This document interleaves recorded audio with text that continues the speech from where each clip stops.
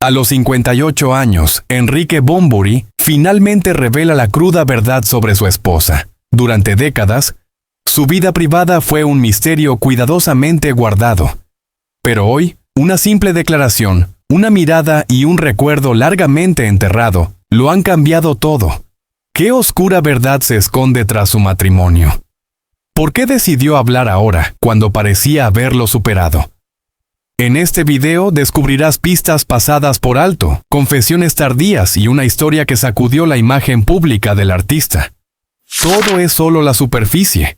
La verdad puede ser más dura de lo que imaginas. Comenta 1 ahora para ver el video completo y no perderte nada. Como reportero cultural, la historia está cuidadosamente construida y es rica en contexto. A sus 58 años, Enrique Bunbury no hace acusaciones infundadas, comparte una verdad emocional que lleva años latente. A través de conversaciones privadas, confesiones a allegados y extractos de entrevistas previas, las pistas emergen gradualmente y ahora son claras. No habla de un solo evento, sino de una cadena de eventos. Silencios prolongados, decisiones tomadas bajo los focos y una intimidad que, según él, se deterioró mientras el mundo presenciaba el éxito y los aplausos. El músico describe cómo el cansancio diario, la presión pública y las expectativas incompatibles erosionaron la confianza, convirtiendo su hogar en una tierra extraña. De Madrid a Los Ángeles, los cambios en su carrera coincidieron con periodos de ausencia que ahora reconoce. El mensaje es duro, no por obvio, sino por ser tan humano. Sentirse solo, incluso rodeado de muchos, amar sin ser escuchado, seguir viviendo por inercia. Fuentes cercanas a él afirman que Bunbury decidió hablar cuando comprendió que denunciar también era mentir. Insiste en que no buscaba un escándalo, buscaba coherencia en su trabajo y con quienes lo habían seguido durante décadas. Al reconstruir la cronología, el periodista descubrió que las primeras letras presagiaban estancamiento, las giras interminables enmascaraban grietas y finalmente el paso del tiempo. Este testimonio reabre el debate sobre el precio de la fama y la fragilidad de la vida privada bajo constante escrutinio. ¿Hasta qué punto se debe proteger la privacidad cuando causa daño? ¿Cuándo la verdad deja de ser un arma para convertirse en una fuente de consuelo? El público, con sus diversas opiniones, escucha atentamente. Si aprecias la sinceridad del artista y quieres comprender el contexto completo de esta revelación, por favor, apoya el video dándole a me gusta y siguiéndonos. Tu apoyo nos permite profundizar en una historia contada con objetividad, seriedad y respeto. La narración avanza hacia el punto de inflexión, ese instante en que la vida de Enrique Bunbury dejó de ser promesa para convertirse en fenómeno. A comienzos de los años 90, en Zaragoza, los ensayos interminables en locales sin calefacción y los conciertos para públicos reducidos comenzaron a dar paso a un pulso distinto. Era 1990 cuando las primeras canciones que luego marcarían época se probaban en directo, afinándose frente a miradas curiosas y críticas incipientes. En 1992, con giras que cruzaban España de norte a sur, el nombre del vocalista empezó a circular con insistencia en radios universitarias y suplementos culturales. No era solo una voz grave y reconocible, era una actitud que desafiaba moldes. El salto definitivo llegó en 1995, cuando los escenarios se ampliaron y los auditorios se llenaron. Madrid y Barcelona fueron termómetros claros, entradas agotadas, reseñas que hablaban de un líder magnético y un público que coreaba versos como si fueran propios.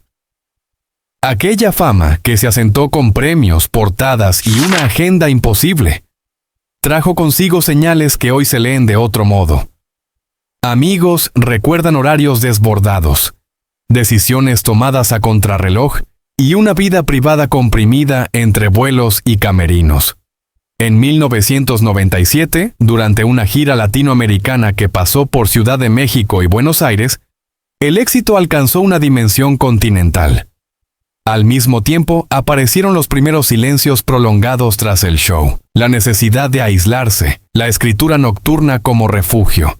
Con el cambio de siglo, el artista consolidó una carrera que ya no dependía de modas. En 2001, presentaciones en teatros históricos y festivales internacionales confirmaron la madurez creativa. Sin embargo, entre hoteles de Nueva York y estudios de grabación en Los Ángeles se insinuaban fisuras, cartas que no se enviaban, llamadas pospuestas, acuerdos domésticos que quedaban en pausa. En retrospectiva, colaboradores señalan que ciertas letras de esa etapa, más introspectivas, más ásperas, eran avisos velados. No hablaban de escándalos, sino de desencuentros, de la dificultad de sostener vínculos cuando la agenda manda. El periodo 2004-2007 intensificó la paradoja. Con reconocimientos internacionales y giras mundiales, la imagen pública era la de un creador pleno. Puertas adentro, el ritmo exigía sacrificios invisibles. En 2008, tras una actuación memorable en un festival europeo, una conversación a medianoche dejó entrever cansancio y una pregunta recurrente. ¿Qué queda cuando se apagan las luces? Testigos sitúan en 2010, en un apartamento de París, una decisión íntima de ordenar prioridades, aunque el éxito siguió creciendo. Para 2014, con conciertos multitudinarios y una obra ya influyente, las señales previas, ausencias, cambios de humor, necesidad de control, se interpretaban como el precio normal de la fama. Así, el relato se adentra en los años de mayor visibilidad, cuando cada triunfo llevaba adherido un costo personal. Fechas exactas, ciudades reales y gestos mínimos componen un mosaico que explica cómo el ascenso fue tan vertiginoso como silencioso en sus consecuencias. El tiempo, paciente, fue dejando pistas que hoy encajan sin repetirse, preparando el terreno para lo que vendría después, sin cerrar aún la historia. Para comprender el vértigo del ascenso y las grietas que aparecerían más tarde, el relato retrocede a los primeros años, cuando todo era frágil y nada estaba garantizado. Enrique Bunbury nació en Zaragoza en 1967, en una España que aún respiraba cambios lentos y contrastes sociales. La infancia transcurrió entre barrios donde el ruido cotidiano se mezclaba con una sensación persistente de provisionalidad. Los recursos eran limitados y el ambiente familiar exigía adaptación constante. Mudanzas, rutinas alteradas, silencios que los niños aprenden a descifrar antes de tener palabras. A finales de los años 70, mientras otros jugaban sin preocupaciones, él desarrollaba una mirada atenta, casi defensiva, como si el mundo pidiera cautela. En el colegio, los maestros recuerdan a un alumno inquieto, reservado en apariencia, pero con una intensidad poco común. No destacaba por disciplina, sino por observación. En 1979, una visita escolar a un centro cultural del casco histórico despertó una curiosidad que no se apagaría. Libros, discos usados, voces que hablaban de lugares lejanos. En casa, la música llegaba como refugio.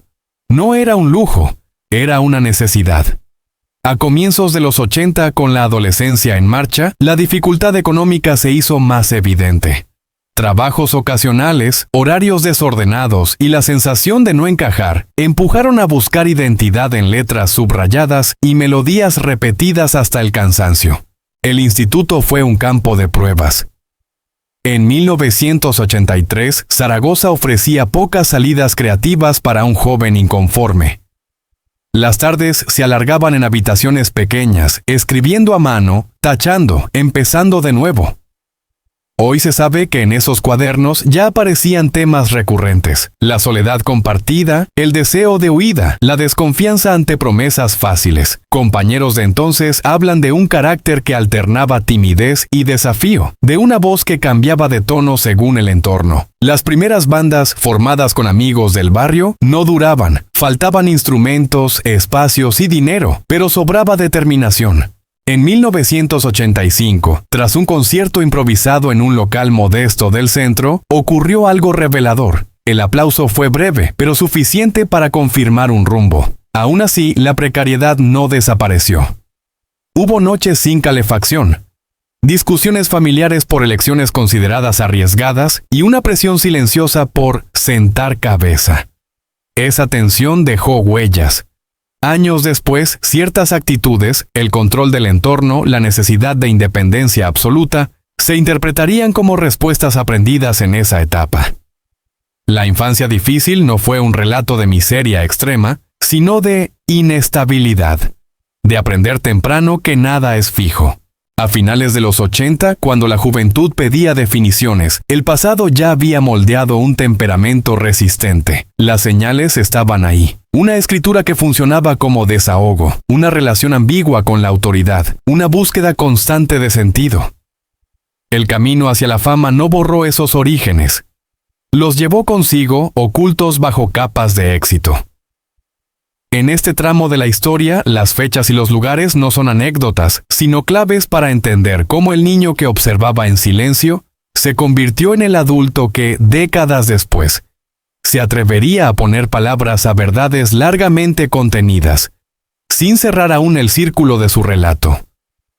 El hilo narrativo avanza desde la infancia y la forja del carácter hacia la vida íntima, que se fue construyendo en paralelo a la carrera pública, siempre con un equilibrio delicado entre protección y exposición. En el centro de ese universo está Enrique Bunbury, cuya relación con la familia ha sido constante pero reservada, marcada por etapas, distancias y regresos simbólicos. Sus padres, vinculados a un entorno laboral exigente y a rutinas cambiantes, inculcaron disciplina y curiosidad, pero también una temprana conciencia de límites. En Zaragoza, durante los años 70 y 80, el hogar fue un espacio de tránsito, horarios irregulares, conversaciones a media voz y una educación que priorizaba la responsabilidad. Esa combinación explicaría más tarde la necesidad de autonomía y el celo por la privacidad. Con el paso del tiempo, la relación con los padres se transformó. A finales de los 90, cuando el reconocimiento ya era masivo, las visitas se hicieron más breves y significativas. Testimonios cercanos recuerdan comidas familiares en fechas concretas, Navidades de 1998, veranos intermitentes a partir de 2002, donde el éxito convivía con la normalidad doméstica. No había ostentación, había silencios cómplices y preguntas pendientes. Esos encuentros revelan una constante: la voluntad de no romper el hilo con los orígenes, aun cuando la agenda imponía kilómetros y usos horarios. La vida sentimental, por su parte, se desarrolló con una discreción férrea. A lo largo de los años, residencias compartidas entre Madrid, Los Ángeles y estancias prolongadas en México delinearon un mapa afectivo complejo. En determinados periodos, 2006 a 2009, por ejemplo, la convivencia se vio atravesada por giras extensas y procesos creativos absorbentes. Hoy se entiende que ciertas decisiones de entonces, interpretadas como frialdad o distancia, respondían a un intento de preservar lo privado frente a una exposición creciente. Fotografías puntuales, apariciones contadas y una narrativa pública mínima fueron estrategias conscientes. Respecto a la paternidad, el silencio ha sido elocuente. No hay registros de hijos ni anuncios que modifiquen ese dato, y quienes lo conocen subrayan que la elección de no ampliar la esfera familiar fue reflexionada, ligada a la movilidad permanente y a una vocación que exige presencia total. En retrospectiva, algunas letras y entrevistas aluden a la herencia simbólica, lo que se transmite a través de la obra, como una forma de continuidad distinta. Esa lectura, hoy más clara, ayuda a comprender por qué el tema aparece de manera oblicua y nunca declarativa. En el día a día, la vida personal se ordenó alrededor de rituales simples, madrugadas de escritura, caminatas sin rumbo fijo en barrios concretos de Madrid o paseos anónimos por el centro histórico de Zaragoza cuando el calendario lo permitía. En 2013 y 2017, cambios de residencia temporal coincidieron con replanteamientos íntimos, ajustes de prioridades, acuerdos domésticos, límites puestos al trabajo. Amigos señalan señales que entonces pasaron inadvertidas: necesidad de control del tiempo, reducción de compromisos sociales, y que hoy se leen como intentos de equilibrio. Así, padres, hogar y decisiones sobre la descendencia forman un tejido coherente con el resto del relato. Una vida personal cuidada con celo, atravesada por el éxito y sus costos, sostenida por vínculos que se adaptan sin romperse. Las fechas, los lugares y los gestos mínimos no cierran la historia, la continúan, preparando el terreno para comprender cómo lo íntimo dialoga con lo público sin resolverse aún. La continuidad del relato conduce de forma natural al presente físico.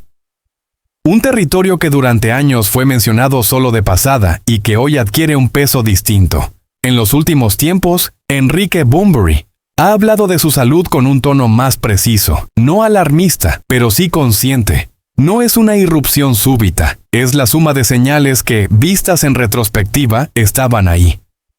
Ya en 2019, durante ensayos en Madrid, el cansancio vocal aparecía antes de lo previsto. En 2020, los desplazamientos se hicieron más selectivos y las pausas entre conciertos más largas.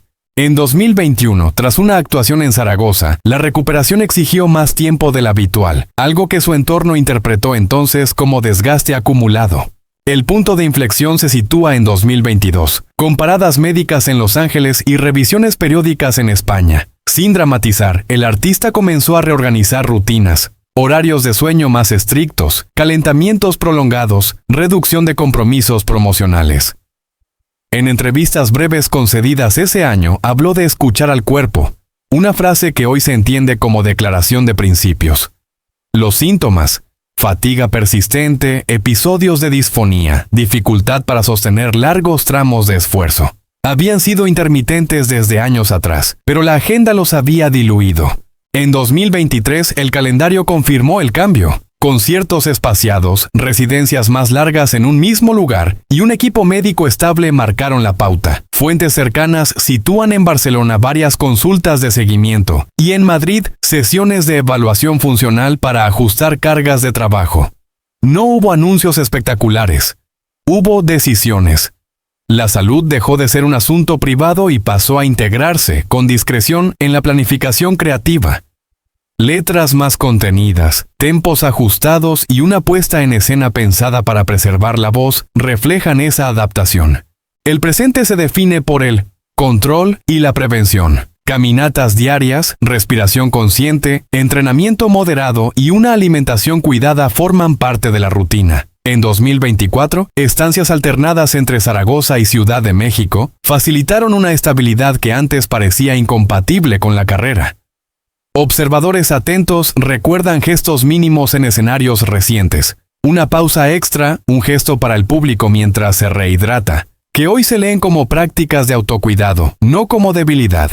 Nada de esto surge de la nada. Las señales previas estaban dispersas. Entrevistas en las que evitaba prolongar respuestas, conciertos en los que delegaba tramos instrumentales, periodos de silencio entre proyectos. La diferencia ahora es la coherencia. La salud no se oculta ni se exhibe, se gestiona. El relato continúa, sin cerrar, en ese equilibrio frágil entre creación y cuidado, con fechas, lugares y decisiones que explican el presente sin resolverlo del todo. El relato se ensancha para abarcar la vida entera, como un continuo en movimiento, donde cada etapa dialoga con la siguiente sin anularla. En ese trayecto, Enrique Bunbury aparece como un sujeto en tránsito permanente, definido menos por hitos aislados que por la forma en que enlaza decisiones, renuncias y reinvenciones. A mediados de los años 90, cuando la visibilidad se volvió cotidiana, aprendió a habitar aeropuertos y camerinos como espacios de pensamiento. En 1996, tras una serie de fechas consecutivas entre Sevilla y Valencia, comenzó a anotar rutinas mínimas para no perder el eje. Horarios fijos de lectura, silencios antes del escenario, caminatas nocturnas para ordenar ideas. La vida adulta se organizó alrededor de ciclos creativos cada vez más conscientes. Entre 1999 y 2003, el paso por estudios de grabación en Madrid y estancias prolongadas en América marcó una ampliación del horizonte vital. No se trataba solo de música, era una manera de estar en el mundo.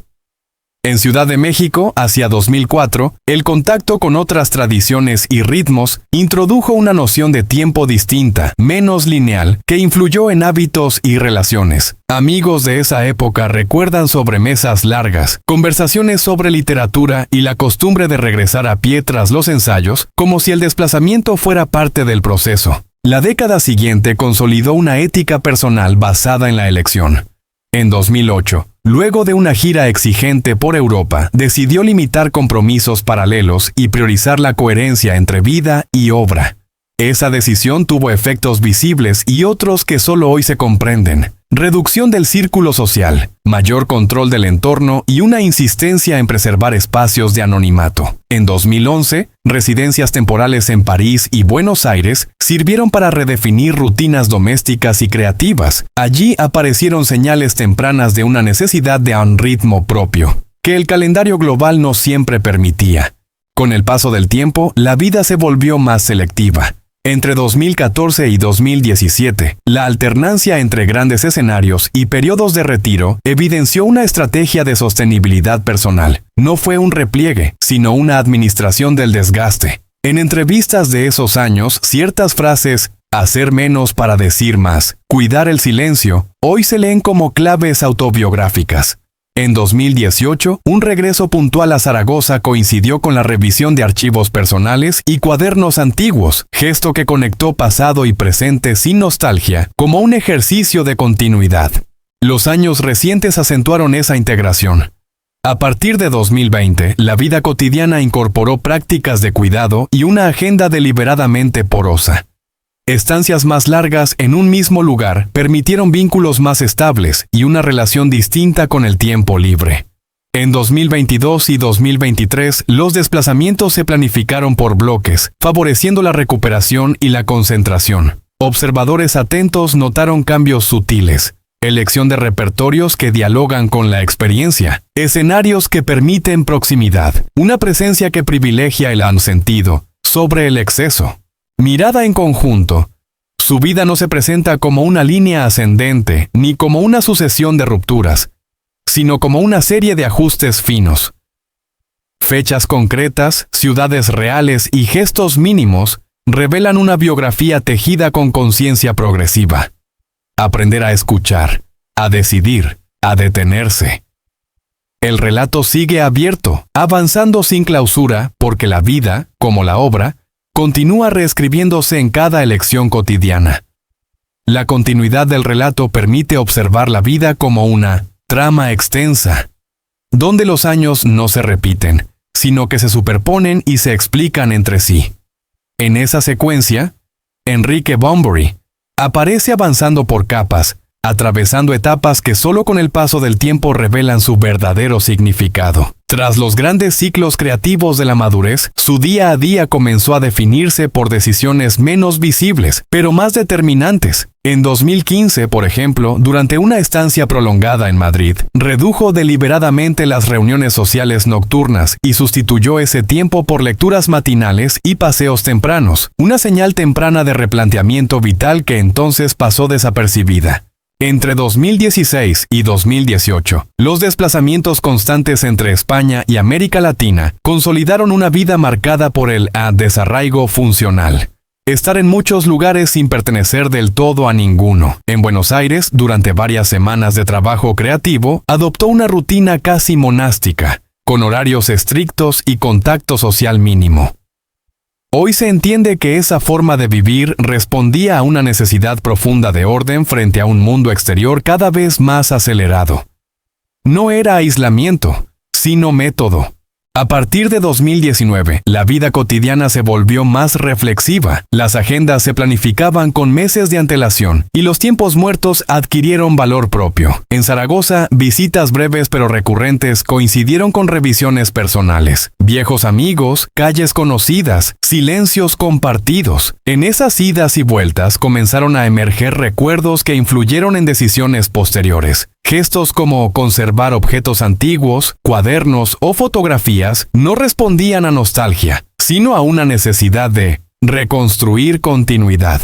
La década de 2020 acentuó esa tendencia. En 2020 y 2021, el freno global obligó a una pausa inédita. Lejos de interpretarla como paréntesis, la integró como parte de su biografía. En Ciudad de México, donde pasó largos periodos, estableció una vida regular, con compras en mercados locales y trayectos repetidos, como si buscara anclar el tiempo. Ese hábito, hoy revelado por su entorno, marcó un cambio profundo. La vida dejó de organizarse únicamente alrededor de proyectos y empezó a hacerlo alrededor de ritmos humanos, En 2022 y 2023, el equilibrio entre actividad y repliegue se volvió una constante. Los viajes ya no se encadenaban, se espaciaran. Las decisiones profesionales se filtraban por un criterio vital más amplio. Observadores atentos recuerdan cómo, en encuentros públicos, su discurso incorporaba referencias al paso del tiempo, a la elección consciente, a la renuncia como forma de cuidado. Eran pistas dispersas que hoy adquieren coherencia. Así, la vida se presenta como una suma de momentos conectados por una lógica interna. Aprender a sostenerse en medio del movimiento, aceptar límites, redefinir el éxito. No hay rupturas tajantes, sino transiciones. Fechas concretas, ciudades reales y hábitos cotidianos configuran una biografía que sigue desplegándose, sin clausura, avanzando paso a paso, todavía en proceso. El relato continúa desplegándose como una biografía en movimiento, donde los años recientes dialogan con decisiones más antiguas sin repetirse. En ese fluir, Enrique Bunbury afina una manera de vivir que se apoya en la experiencia acumulada. En 2016, durante una serie de estancias discretas en Berlín y Viena, comenzó a explorar rutinas de trabajo más silenciosas, jornadas cortas, notas manuscritas, grabaciones de pruebas sin presión de calendario. Aquellas semanas, casi invisibles para el público, dejaron una huella duradera en su relación con el tiempo y el método. Entre 2017 y 2019, el mapa vital se amplió con residencias temporales en el sur de Francia y regresos puntuales a Madrid. Allí, en barrios alejados de los circuitos habituales, adoptó hábitos que hoy se revelan como señales tempranas de una vida más deliberada. Compras a primera hora, conversaciones breves con vecinos, largas pausas sin música para escuchar el entorno. No era retiro, era observación. En cuadernos fechados en 2018, aparecen apuntes sobre límites personales y la necesidad de elegir con precisión, ideas que entonces no se comunicaron pero orientaron decisiones posteriores. La transición hacia la nueva década intensificó ese enfoque. En 2020, con los desplazamientos restringidos, la vida cotidiana se concentró en espacios reducidos que obligaron a una convivencia distinta con el silencio. En Ciudad de México, la repetición de trayectos y la constancia de horarios construyeron una estabilidad inédita. Amigos recuerdan que, por primera vez en años, el calendario dejó huecos reales, no solo pausas entre compromisos. Esos huecos se llenaron con lectura, escritura lenta y una revisión serena de prioridades.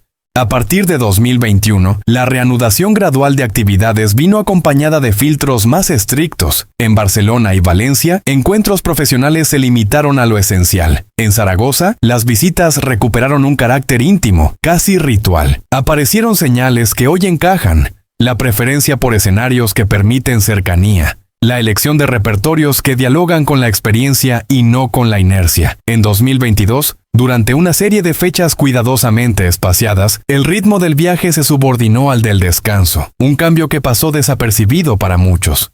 Los años 2023 y 2024 consolidaron esa arquitectura vital.